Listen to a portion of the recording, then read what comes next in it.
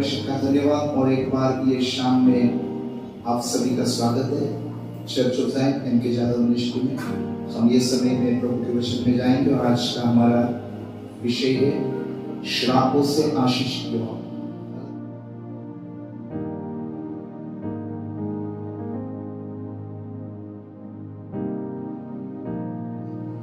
अगर आज की शाम में हम अगर यहाँ पर दर्द से आए हैं, अगर हम दुखों से भरे आए हैं, अगर हम बीमारियों से भरे हुए आए हैं, निराशा से भरे हुए आए हैं, अगर हम श्राप से भरे हुए आए हैं, परमेश्वर कहते हैं कि मैं तुम्हारे श्राप को आशीष में बदल दूंगा। Praise the Lord. मैं तुम्हारे दुखों को आनंद में बदल दूंगा, मैं तुम्हें आंसू के बदले में नृत्य दूंगा। ये परमेश्वर का वादा है और परमेश्वर कभी अपने वादे से मुकरते नहीं है। परमेश्वर ने जब आदम और हवा को बनाया तो परमेश्वर ने उनको आशीष दी और उनको आशीष देकर कहा बढ़ो और पृथ्वी में फैल जाओ और पृथ्वी को भर दो। परमेश्वर बढ़ोतरी लाने वाला परमेश्वर।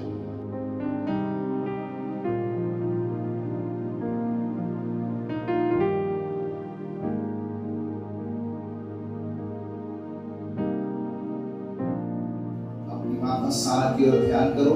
जब वो अकेला था मैंने उसे बुलाया और मैंने उसे आशीष दी। Praise the lord. परमेश्वर हमें बुलाते हैं और हमें आशीष देते हैं, हमारे नाम को बड़ा करते हैं और हमें महान लोगों के साथ में ले चलते हैं। दाऊद भजन संहिता 113 में कहता है कि तू दरिद्र को उठाता है धूरे में से, कचरे में से, नीचे से और तू उसको राजाओं के साथ में उठाता है। Praise the lord.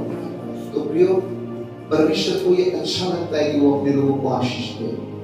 परमेश्वर को ये अच्छा लगता है कि वो लोगों की उन्नति करे। परमेश्वर को अच्छा लगता है कि वो लोगों को सफलता दे।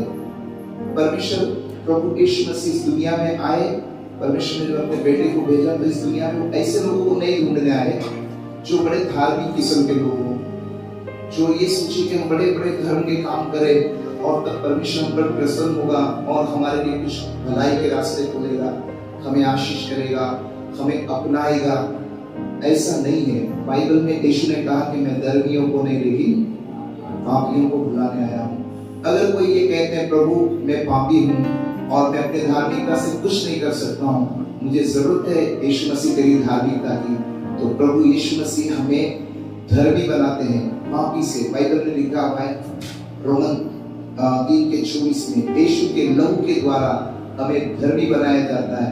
और जब हम धर्मी होते हैं तो नीति वचन इसके 3:33 में लिखा है धर्मियों के घर के ऊपर यहोवा की आशीष होती है। Praise the Lord. हालेलुया। प्रियो, बाइबल कहती है कि दुष्ट लोगों के घर के ऊपर श्राप होते हैं। बाइबल कहती है कि पापियों के घर के ऊपर श्राप होते हैं। बाइबल कहती है कि जो परमेश्वर की बातों को नहीं सुनते हैं, व्यवस्था विवरण 27 के आखिरी में लिखा हुआ है, जो लोग परमेश्वर की बातों को सुन के उस पर नहीं चलते हैं उनके जीवन में श्राप होते हैं। परमेश्वर ने हमें जगत से इसलिए नहीं चुना कि हमें वो श्रापित करे, लेकिन परमेश्वर ने इसलिए चुना हमें आशीष दे। परमेश्वर हमें आशीष देते हैं क्योंकि वो हमसे प्रेम करते हैं। सिर्फ कारण एक ही है कि वो हमसे प्रेम करते हैं। क्यों इंसान अपने आप श्राप कमाता है। श्राप कई बार इंसान खुद कमाता है ऐसे कामों से जिससे वो श्रापित हो जाए। जब वो दुष्टता के काम करता है परमेश्वर की ओर से वो श्रापित हो जाता है। जब वो मनुष्य के साथ में बुराइयां करता है तो मनुष्य के द्वारा उसको श्रापित किया जाता है। जब वो परमेश्वर के विरोध में जाता है, परमेश्वर को गलत कहता है, तब वो परमेश्वर की ओर से श्रापित होता है। और जब इंसान श्राप में आ जाता है तो सब कुछ गड़बड़ी हो जाता है, सब कुछ उलट पलट हो जाता है, सब कुछ बिगड़ जाता है। परमेश्वर ने जब अब्राहम से कहा मैं तुझे आशीष दूंगा, तो आप यकीन करते हैं कि अब्राहम श्राप में था? इब्राहिम श्राप में था और इब्राहिम को न कोई खुशी थी, न कोई चैन था, न कोई सुकून था। चारों ओर से लोगों की बातों को उसको सुनना पड़ रहा था। और परमेश्वर ने देखा, परमेश्वर ने जब देखा तो परमेश्वर ने उसके मजहब को नहीं देखा कि वो कितना मजहबी इंसान है। परमेश्वर ने उसके धन दौलत को नहीं देखा कि वो कितना धन दौलत से भरा हुआ है। परमेश्वर ने जब उसको देखा तो ये नहीं देखा कि वो कितना जवान है, सुंदर है, कितना टैलेंटेड है, परमेश्वर ने उसकी जरूरतों को देखा। परमेश्वर, बाइबल लिखती है, परमेश्वर स्वर्ग को झुका करके मनुष्य को देखते हैं। जब परमेश्वर मनुष्य को देखते तो क्या देखते हैं? एक भी धर्मी नहीं है, कोई भी परमेश्वर को ढूंढने वाला नहीं है, कोई भी सच्चाई के मार्ग पर चलने वाला नहीं है। सबने अपने अपने मार्ग ले लिए हैं और इस कारण से सारे मानव जाति परमेश्वर से दूर होकर पाप में होने के कारण से पृथ्वी श्राप से भर गई। बाइबल में लिखा हुआ है कि व्यभिचार के पाप के कारण से पृथ्वी पर मनुष्य के ऊपर श्राप है और मनुष्य आंसुओं से गुजरते हैं। प्रियो, हम देखते हैं कि अनेक समय में हमारे जीवन ऐसे होते हैं, परिवार ऐसे होते हैं, हालात ऐसे होते हैं, परिस्थितियां ऐसी होती है कि हम जो भी करें उसमें सिर्फ हमें नुकसान मिले, जो भी करें सिर्फ उसमें हमें बदनामी मिले, जो भी हम सुधारने की कोशिश करें उतना ही ज्यादा बिगड़ जाए, जो भी हम बचने की कोशिश करें उतनी ज्यादा हम फंस जाए, जितने हम अपने आप को खुश रखने की कोशिश करें उतने हम ज्यादा दुखी हो जाए। क्योंकि परमेश्वर से हमारा रिश्ता नहीं होने के कारण से ये सारी मुश्किल हमारी जिंदगी में आती है। जब इब्राहिम परमेश्वर के साथ में नहीं था तो उसको एक भारी श्राप से गुजरना पड़ा। हम देखते हैं याबेश नाम के एक व्यक्ति को, जो पहले इतिहास 4 में लिखा हुआ है, और याबेश ने इजराइल के परमेश्वर से ये कह के प्रार्थना की, क्या ही भला होता कि तू मुझे आशीष देता, क्या ही भला होता कि तू मेरी सीमा को बढ़ाता, क्या ही भला होता कि तेरा हाथ मेरी ऐसी अगुवाई करता कि मैं बुराई से बचे रहता। और बाइबल में लिखा है परमेश्वर ने उसके भाइयों से उसको अधिक प्रतिष्ठित किया। याबेश अपनी प्रतिष्ठा को खो चुका था, अपने सम्मान को खो चुका था, अपने आदर को खो चुका था। कई बार हम देखते हैं कि श्राप आते हैं तो आदर, सम्मान सब कुछ मिट जाता है। अय्यूब की जिंदगी में जब शैतान ने श्राप डाले तो हम देखते हैं कि सब कुछ खत्म हो गया, संपत्ति खत्म हो गई, परिवार खत्म हो गया, रिश्ते खत्म हो गए, स्वास्थ्य खत्म हो गया और भारी दुख से गुजरा। परमेश्वर को आता है, हमें विश्वास करना है कि परमेश्वर ने हमारे सब श्रापों से छुड़ाएंगे। चाहे हम पारिवारिक क्लेश में हैं, चाहे हमारे घर में हम कमाते हैं और घर में कई लोग ऐसे होते हैं जो कोई कमाता है दूसरा कोई उसको उड़ाता है, और चिंता एक करता है घर के अंदर और मजाक दूसरा ही करता है। और हम सोचते हैं कि कब मेरे घर के अंदर ये बदलाव आएगा, मेरा भाई, मेरा पति कब ये समझेगा, कब ये सुधरेगा, मुझे जिम्मेदारी है, मुझे घर चलाना है, मुझे मालूम है इतने पैसे में कैसे चलेगा। और फिर वो घर में व्यक्ति सोचते रहता है। लेकिन कोई होता है जो सब पैसे उठा करके कभी नशे में, कभी जुगार में, कभी कुकर्म में। हमने देखा एक लड़के को जो अपने पिता की दौलत लेकर कुकर्म में उड़ा दी, और जब कुकर्म में उसने उड़ा दिया तो क्या हुआ, इसके ऊपर श्राप आया। वो जहां रहता था, वो जहां था वहीं अकाल गिरा। उसके पिता के वहां अकाल नहीं गिरा, लड़का जहां था वहां अकाल गिरा, और इतना अकाल गिरा कि उसको कोई अच्छी नौकरी नहीं दे रही। आज हो सकता है कि हमारे पास में अच्छी नौकरी ना हो सकता है हम आज बदनामी से गुजरते हो सकता है घर परिवार में क्लेश हो सकता है कि हम कमाते हैं, कोई अगर नशा नहीं करता है, कोई कुकर्म नहीं करता है, फिर भी कई बार हम देखते हैं कि घर के अंदर कोई बीमार हो, हमें लगता भी नहीं कि ये आदमी बीमार हो जाएगा और वो बीमार हो जाए, और महत्वपूर्ण इंसान सोचते हैं कि ये बड़े काम का इंसान है और वो बीमार हो जाए। कभी कभी वो अच्छा हो जाए तो वो अपना काम करने में ध्यान देने से ज्यादा घर में और कोई बुजुर्ग है वो बीमार गिर जाए तो उसके पीछे पैसे और ताकत खर्चा करते हैं। ये सारी चीजें हमारी जिंदगी में श्राप को लेकर आती है। परमेश्वर में आशीष देते हैं।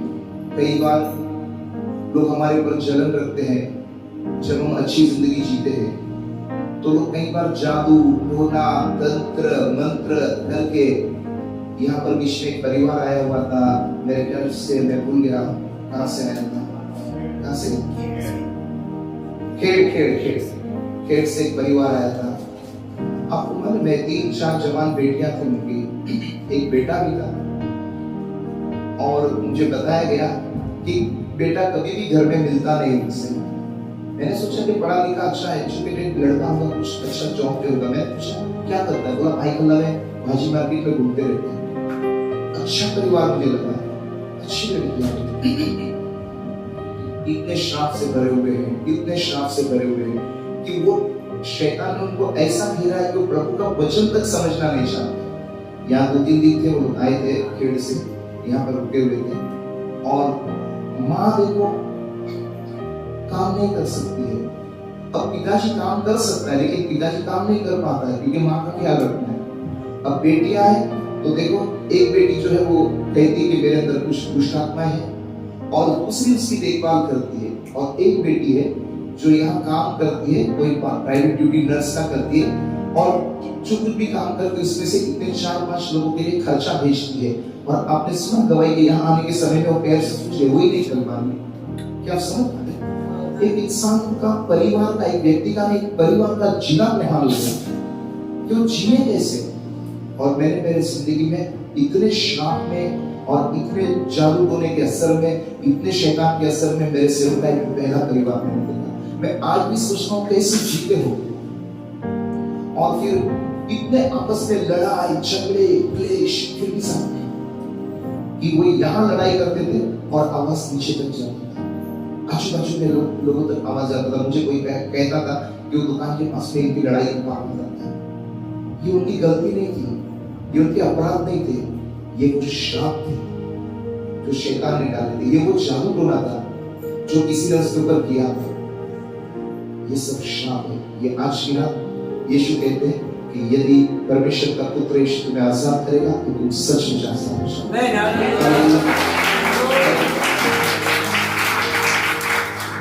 जब इजरायली लोगों ने, ध्यान से सुनेगा, जब इजरायली लोगों को परमेश्वर ने मूसा के द्वारा छुड़ाया और जब वो निर्गमन कर रहे थे, यानी कि वो एक जगह से दूसरी जगह पर प्रस्थान कर रहे थे, तो उन्होंने बहुत कुछ गलतियां की और उन गलतियों की सजा के तौर पे परमेश्वर ने उनको ज्यादा समय भ्रमण करवाया और घूमते रहे, उन्हें रास्ता नहीं नजर आ रहा था। और फिर वो ढूंढते रास्ता ढूंढते अलग अलग जगह से गए और एक जगह ऐसी आई जिसका नाम मोआब कहलाता है, मोआब। और ये मोआबी और अम्मोनी, ये 2 जाति के लोग थे। और जब ये 2 जाति के लोग को मैं थोड़ी आपको इसकी पहचान करवा दूं, ये अम्मोनी और मोआबी ये इब्राहिम के भतीजे लूत के द्वारा उनकी बेटी को हुए बच्चे थे। ये बदनाम थे। कैसे थे? लूत को अपनी ही बेटी से बच्चे हुए थे। क्या आप समझ पा रहे? बदनाम है ना? ये व्यभिचार का संतान है कि नहीं? बेटी से बच्चे पैदा, बाप के बच्चे बेटी से पैदा होता। और एक का नाम अम्मोन था और एक का नाम मोआब था। और ये मोआबी लोग थे। और जब ये बढ़ गए 430 साल के बाद में, अगर इजराइल बढ़ गए तो अम्मोनी भी बढ़ गए थे, मोआबी भी बढ़ गए थे और उनका एक देश था। और जब वो मोआब देश से गुजर रहे थे तो मोआबी लोगों ने क्या किया मालूम है कि जब इजराइल उनके देश से गुजर रहे थे तो प्रस्थान कर रहे थे और वो उनके रिश्तेदार थे। इब्राहिम का भतीजा लूत और उसके संतान है। दरअसल में ये बहुत उनके रिश्ते में नजदीक लगते हैं, लेकिन इन्होंने इस रिश्ते की कदर नहीं की। इन्होंने, ये पापी और दुष्ट लोगों ने भी, वो पापी दुष्ट नहीं हो तो पाप किसी ने किया, लेकिन ये जो बढ़ गए थे ये उसकी संतान थी। और इन्होंने अपने ही रिश्तेदारों का आदर नहीं किया, उनको मदद नहीं की, बल्कि उस देश में से वो भाग जाना चाहिए। उस देश में वो लोग नहीं रुकना चाहिए, उस देश की जमीन पर वो पैर नहीं रखना चाहिए, ऐसा चाहते थे। क्योंकि उन लोगों में डर था कि ये बहुत लोग हैं इजरायली और ये हमारे देश को हड़प लेंगे, ये हमारे जगह जमीन को हड़प लेंगे, ये हमारे अधिकार को हड़प लेंगे और ये हमारे ऊपर शासन करेंगे।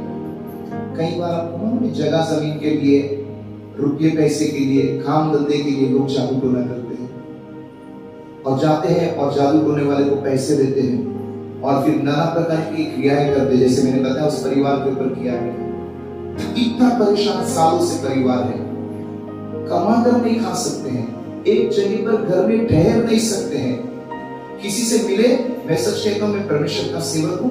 मैंने 4 दिन 6 दिन यहाँ रहे, मेरे को ऐसा लगा कि कब जाते हैं। मैं एक सेवक होकर, मैं तो हमें किसी की सहायता करना ये हमारा मसीह में हमारी ये जिम्मेदारी है, क्योंकि बाइबल में लिखा है कि हमें भले काम करने के लिए सृजा है। लेकिन ऐसे भी लोग होते हैं कि आप उनकी भलाई करना चाहे लेकिन फिर भी आप न कर सके, क्योंकि उनके ऊपर वो परेशानियां होती, वो मुश्किलें होती है, वैसे उनके हालात होते हैं और फिर ऐसे दर्द से लोग गुजरते हैं।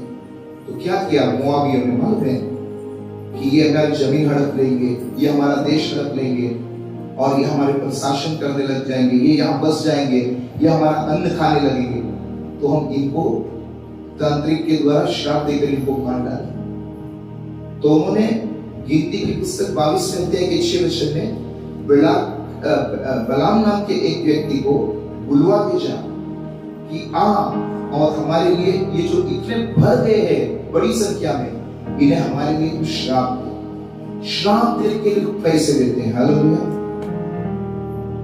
हमें क्यों प्रभु ने चुना है? श्राप देने के लिए, आशीष देने के लिए। रोमन में लिखा हुआ है तुम अपने सताने वालों को आशीष दो। क्या आशीष दो? पहले पत्रस 3:9 में लिखा हुआ है तुम आशीष ही दो, क्योंकि तुम आशीष के वारिस होकर बुलाए गए।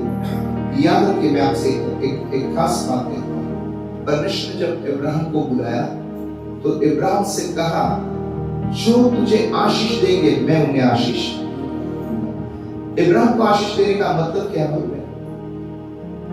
आज इब्राहिम है क्या? इब्राहिम है नहीं है?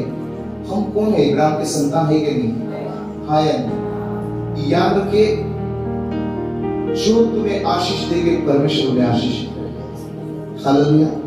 लेकिन सबसे पहले आप एक दूसरे को आशीष देना सीखिए। क्या करिए? एक दूसरे को आशीष देना सीखिए। देखिए, तुम्हारी जीभ के अंदर है आशीष और श्राप। कहाँ है? जीभ के अंदर है, और जो तुम बोलोगे वो हो जाएगा, क्योंकि तुम्हारे बोलने में सामर्थ्य है। और तुम कहोगे कि ये आशीषित हो जाए तो वे आशीषित हो जाएंगे।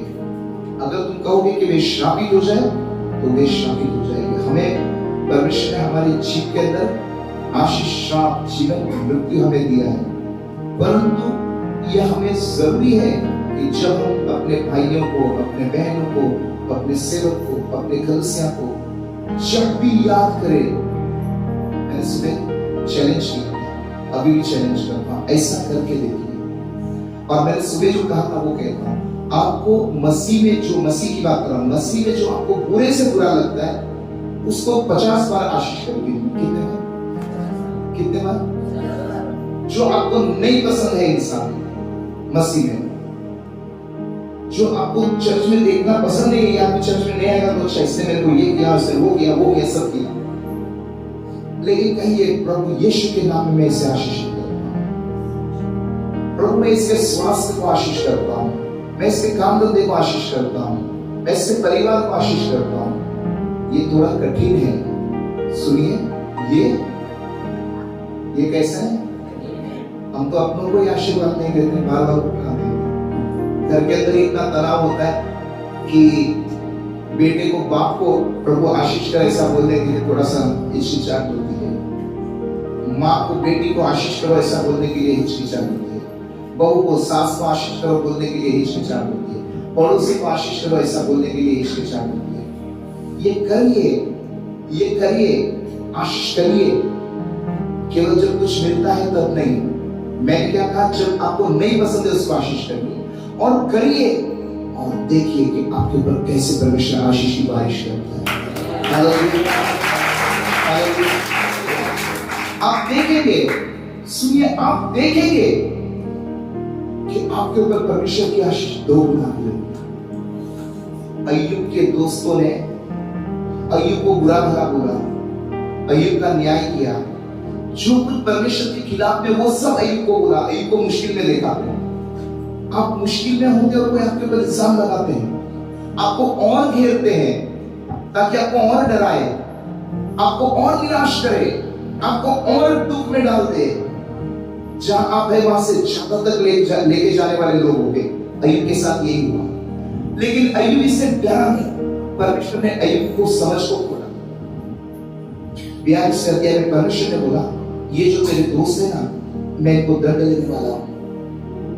क्योंकि ये मेरे ज्ञान को तेरे जैसे नहीं रखते हैं। सुनिए, मैं जो आपको बताता हूँ परमेश्वर का ज्ञान, परमेश्वर ने कहा आपने सताने वालों को, मैं कह रहा हूँ कि परमेश्वर कहता है परमेश्वर का ज्ञान है। भाई मुझे भी बोलो, आप मुझे पूछो मेरे दिल से, मैं भी एक इंसान हूँ, नीचे आऊंगा तो पूछो आपको कितने लोग अच्छे नहीं लगते हैं, तो मुझे भी कुछ लोगों को आशीष देने के लिए अंदर तकलीफ हो, लेकिन मुझे मालूम है मुझे कितनी भी तकलीफ हो, मुझे अपने आप को बाहर रखना होगा और खुदा के कलाम को अंदर रखना होगा ताकि मैं कलाम से उसको आशीष दूं। और अगर मैं अंदर रहूंगा तो मैं उनको कभी आशीष दूंगा नहीं। पवित्र आत्मा को अब मैं मुझे क्या करना होगा अंदर, और फिर जिनके पाप तुम क्षमा करोगे उनके हो जाएंगे, होगे कि नहीं होगे। अब मुझे पूछो भाई तुम इसके पाप क्षमा कर सकते हो, इसने तुम्हारे साथ में ऐसा किया, ये तुम्हारे पैसे खा गए, इसने तुम्हारे बारे में बुरा बुरा बोला, ये तुम्हें बदनाम करते हैं, तो मैं बोल रहा ऐसे मुल्शन में कभी इनको माफ नहीं करूंगा, क्योंकि मैं तो मैं हूं भाई। लेकिन जब मैं कहूंगा मैं नहीं हूं, मुझमें मसीह का आत्मा है, तो वो आकर कहेगा इसे क्षमा कर दे। क्या आपके समझ में आ रहा है?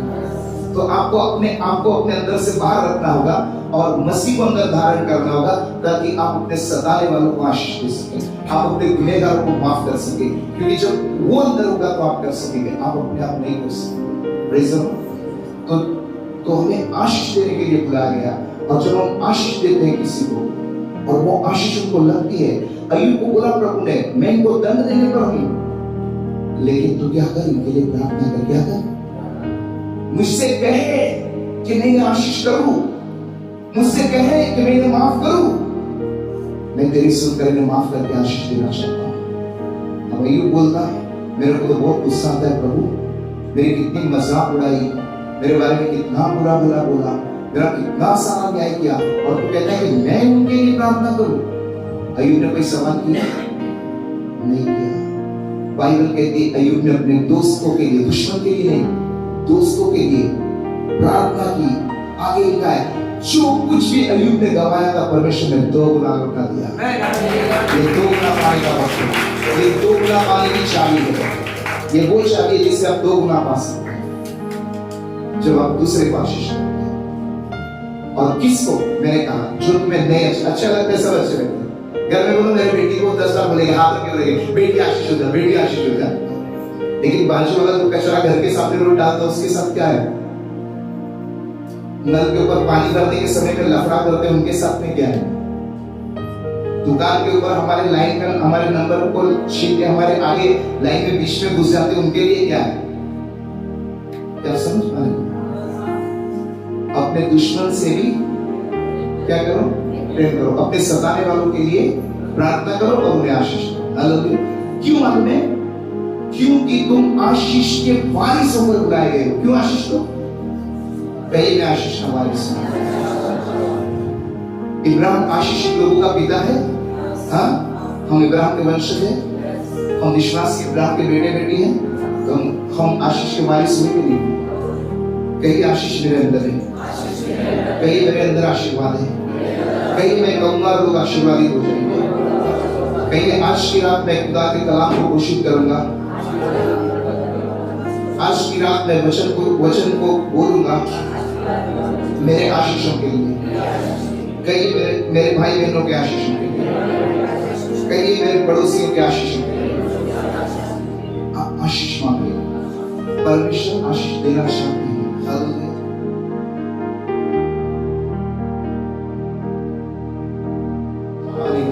ये समय आपका आदर उठाने का, ये समय है आपको परमेश्वर को पुकारने का।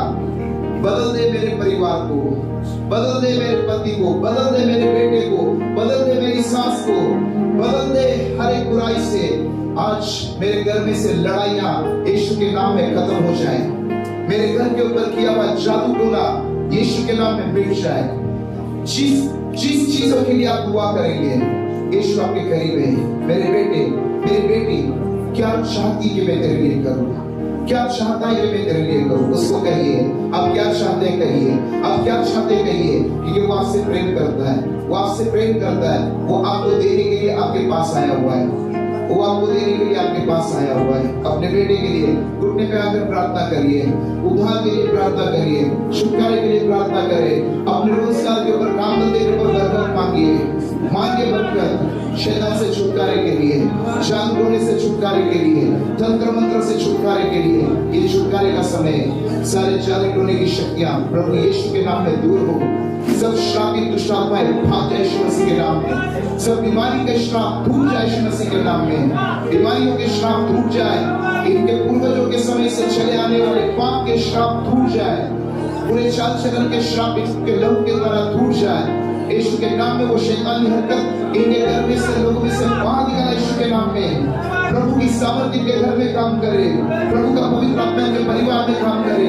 मेरे भाई, मेरी बहन, आपके घर में चमत्कार मांगिए, आपके घर पे आशीष मांगिए। कहिए यीशु तेरा धन्यवाद, मेरे बेटे के लिए धन्यवाद। उससे बदलाव को मैं देखूंगी, मैं देखूंगा बदलाव को देखूंगा मैं। मेरे परिवार में बदलाव आएगा। सारी अशांति मेरे परिवार से चली जाएगी। जो कुछ भी हम नेक करते थे बुरा हो जाता था, आज से जो कुछ भी बुरा हो रहा था वो सब भला होने लगेगा। आज से जो नेगेटिव था वो पॉजिटिव होने लगेगा। आइए प्रभु से पुकारिए, आइए प्रभु से पुकारिए।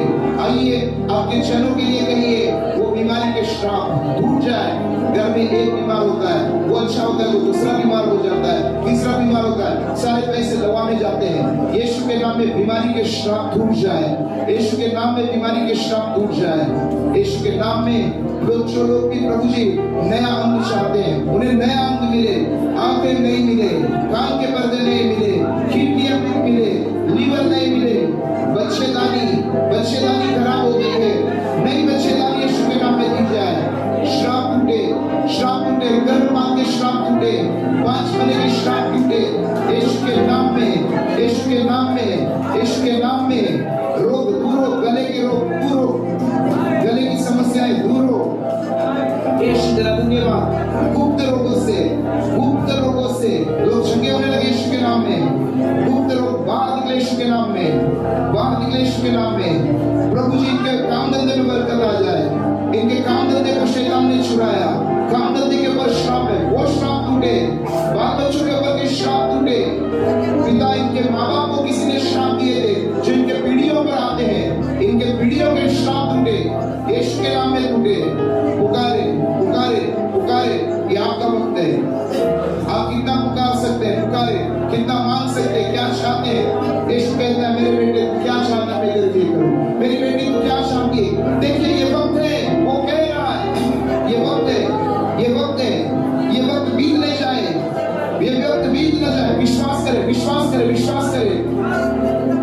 वो जो आप दवाई खाते हैं वो दवाई खाने का आज अंत हो जाएगा।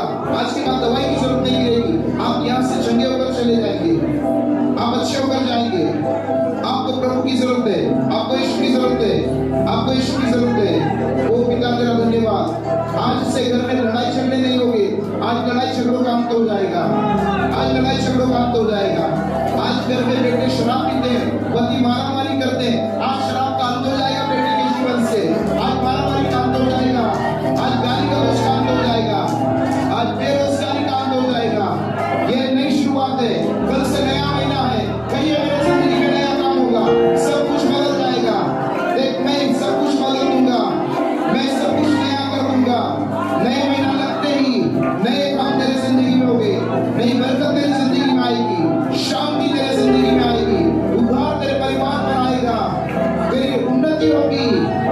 ओ तुझे श्राप देने वाले मैं तेरे से दूर कर दूंगा, तुझे कोसने वाले तेरे से दूर कर दूंगा, तुझसे लड़ने वाले ढूंढने पर भी तुझे नहीं मिलेंगे, वो तुझसे दूर हो जाएंगे।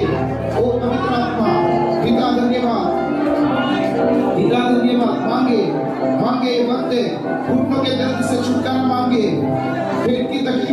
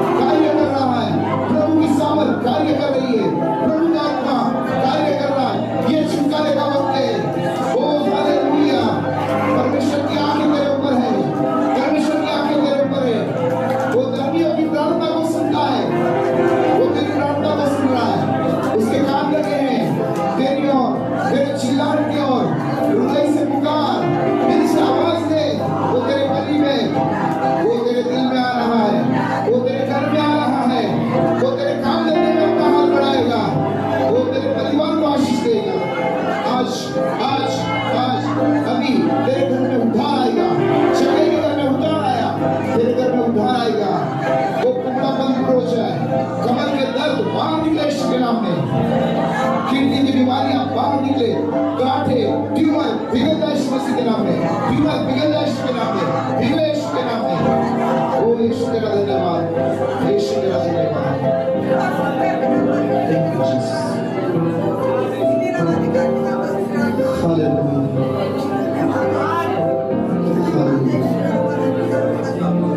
बोलो यीशु मसीह की, बोलो यीशु मसीह की, बोलो यीशु मसीह की। आमीन। प्रभु